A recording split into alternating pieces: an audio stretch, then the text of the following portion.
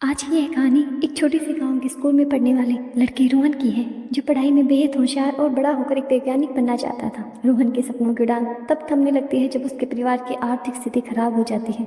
उसके पिता एक किसान हैं और लगातार घाटे के कारण परिवार की जिम्मेदारी अब रोहन पर भी आ जाती है। रोहन को स्कूल छोड़कर खेतों में काम करना पड़ता है।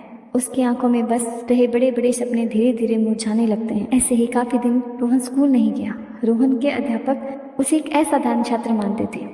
उन्होंने देखा कि रोहन स्कूल क्यों नहीं आ रहा है।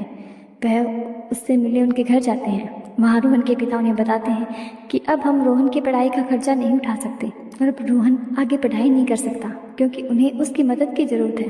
अध्यापक समझ जाते हैं कि यह सिर्फ एक छात्र का नहीं बल्कि एक प्रतिभा का होना है। अगले दिन अध्यापक अपने वेतन का कुछ हिस्सा बचाकर रोहन की स्कूल की फीस भरते हैं और उसके पिता से वादा करते हैं कि वह उसकी पढ़ाई का सारा खर्चा उठा।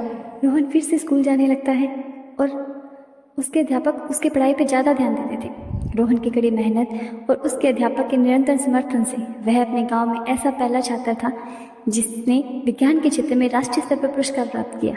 सालों बाद रोहन एक प्रसिद्ध वैज्ञानिक बनता है और जब वह अपनी सफलता का श्रेय देने की बात करता है, वह केवल एक ही नाम लेता है। वह था उसके अध्यापक का। वह कहता है, अगर उस दिन उन्होंने मेरा हाथ नहीं थामा होता तो शायद मैं कभी नहीं उड़ पाता।